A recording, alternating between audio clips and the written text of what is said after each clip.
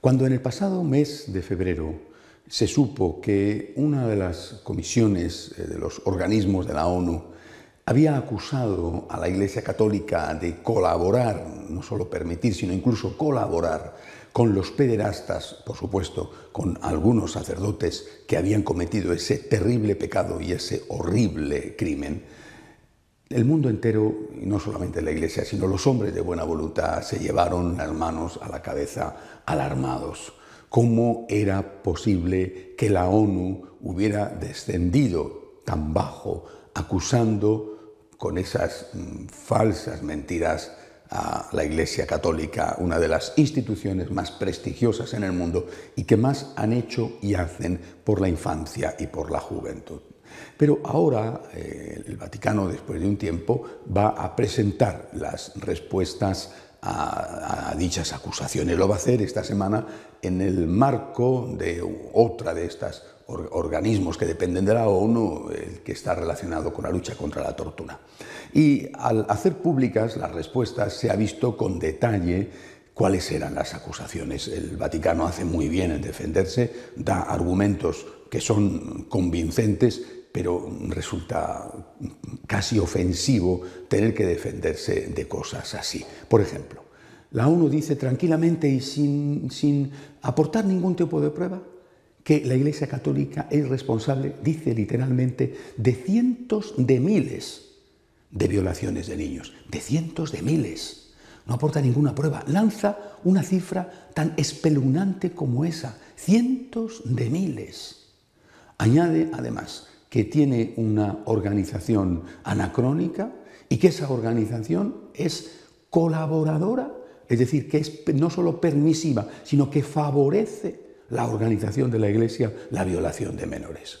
Es algo tan incomprensible que se puedan lanzar esas acusaciones que, repito, resulta ofensivo tener que defenderse de ellas. Por supuesto que el Vaticano aporta sus argumentos que desmontan completamente las acusaciones. Entre otras cosas, no solamente dice lo que ha hecho, sino que la Iglesia Católica tiene un poder como un Estado soberano dentro de la Ciudad del Vaticano y tiene un poder moral sobre el resto de los católicos del mundo, que ha establecido las normas que están contenidas en el Código de Derecho Canónico para que esos crímenes horrendos de la pederastia no se produzcan y si se producen sean castigados, pero que son los respectivos estados los que tienen que perseguir a los criminales según sus propias leyes. La Iglesia Católica no puede perseguir a un señor que es de Estados Unidos y meterle en la cárcel porque no tiene en Estados Unidos ningún tipo de jurisdicción legal.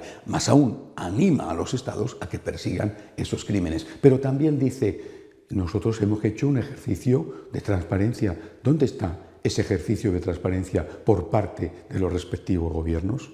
¿No es verdad que la inmensa mayoría de los delitos de pederastia proceden y se tienen lugar dentro de las familias? Y no es verdad, y aporta datos la Iglesia, que, aunque es una tragedia que haya uno, pero que dentro de los sacerdotes el número de pederastas es muchísimo menor que en proporción que dentro de cualquier otra de las profesiones. Es decir, la Iglesia se tiene que defender, no queda más remedio, pero resulta ofensivo defenderse. La ONU hace ya mucho tiempo que dejó de ser inútil para convertirse en dañina.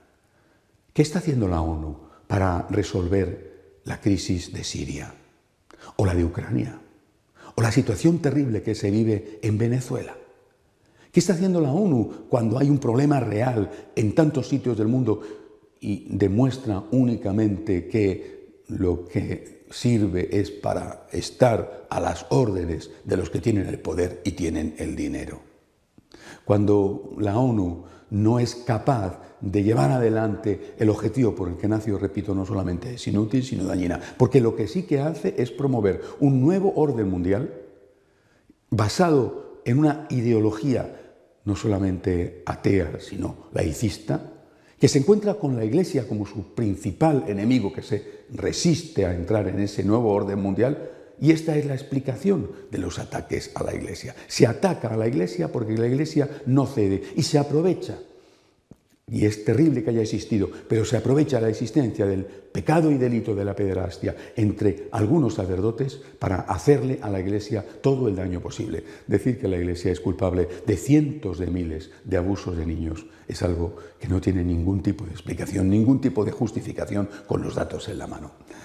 Yo creo que a estas alturas el Vaticano, además de defenderse, quizá tendría que plantearse dejar de ser un observador permanente ante las Naciones Unidas, porque esa institución tan desacreditada, esa institución recibe de la Iglesia una cierta cobertura moral con su presencia. Esto ha sido una gota que ha desbordado un vaso. La Iglesia tiene que plantearse si merece la pena estar en un foro donde no solamente no se hace nada para resolver los verdaderos problemas, sino que se la acusa con total impunidad, dañando su imagen. Recemos, como siempre, por la Iglesia. Hasta la semana que viene, si Dios quiere.